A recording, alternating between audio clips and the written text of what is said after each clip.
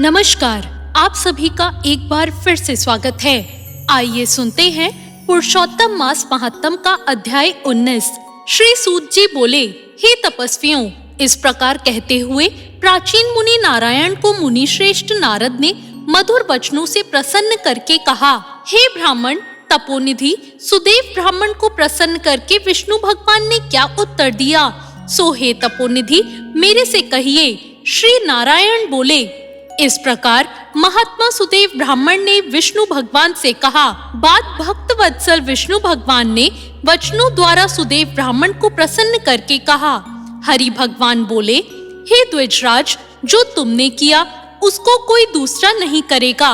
जिसके करने से हम प्रसन्न हुए उसको आप नहीं जानते हैं। यह हमारा प्रिय पुरुषोत्तम मास गया है। स्त्री के सहित शोक में मग्न तुमने उस पुरुषोत्तम मास की सेवा की। हे तपोनिधे, इस पुरुषोत्तम मास में जो एक भी उपवास करता है, हे द्विजोत्तम, वह मनुष्य अत्यंत पापों को भस्म करके विमान से वैकुंठ लोक जाता है। सो तुमको 1 महीना बिना भोजन किए बीत गया और असमय में मेघ आने से प्रतिदिन प्रातः मध्याह्न तीनों कालों में स्नान भी अनायास ही हो गया। हे तपोधन, तुमको 1 महीने तक मेघ के जल में स्नान मिला और उतने ही अखंड उपवास भी हो गए।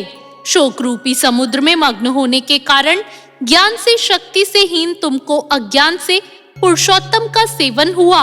तुम्हारे इस साधन का तौल कौन कर सकता है। तराजू के एक तरफ पलड़े में वेद में कहे हुए जितने साधन हैं, उन सबको रखकर और दूसरी तरफ पुरुषोत्तम को रखकर देवताओं के सामने ब्रह्मा ने तोला है और सब हल्के हो गए हैं।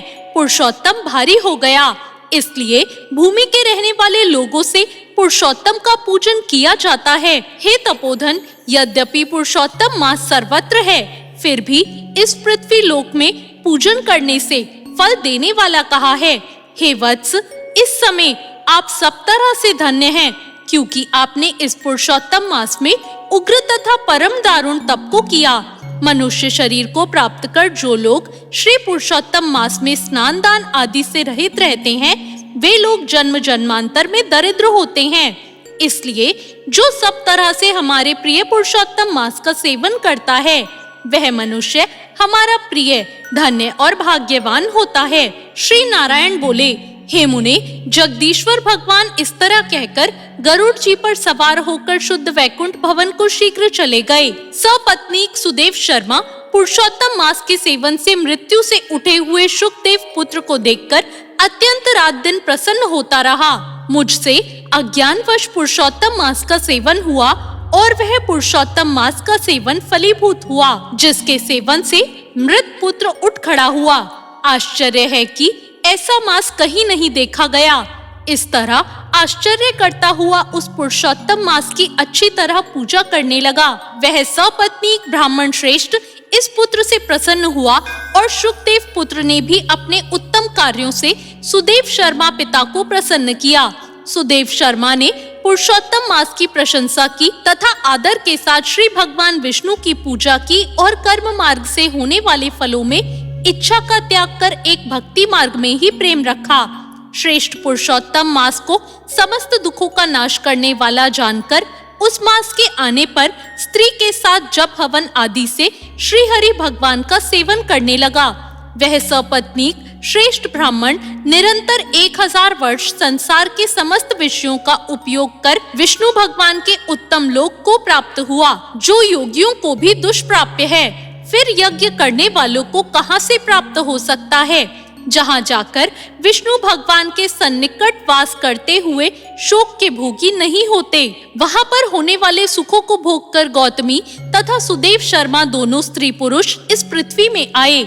वहीं तुम सुदेव शर्मा इस समय दृढ़धनवा नाम से प्रसिद्ध पृथ्वी के राजा हुए। पुरुषोत्तम नाम के सेवन से समस्त रिद्धियों के भोक्ता हुए। हे राजन, यह आपकी पूर्व जन्म की पति देवता गौतमी ही पटरानी है। हे भूपाल, जो आपने मुझसे पूछा था सो सब मैंने कह दिया। और शुक पक्षी तो पूर्व जन्म में जो पुत्र शुकदेव नाम से प्रसिद्ध था और हरि भगवान ने जिसको जिलाया था, वह 12,000 वर्ष की आयु भोगकर वैकुंठ को गया।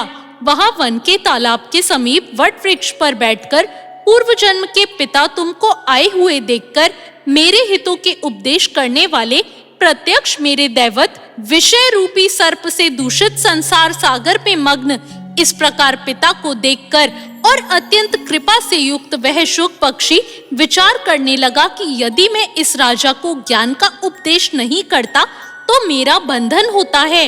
जो पुत्र अपने पिता की रक्षा करता है वही पुत्र है। आज मेरे यह श्रुति के अर्थ का ज्ञान भी व्यथा हो जाएगा, इसलिए अपने पूर्व जन्म के पिता का उपकार करूंगा।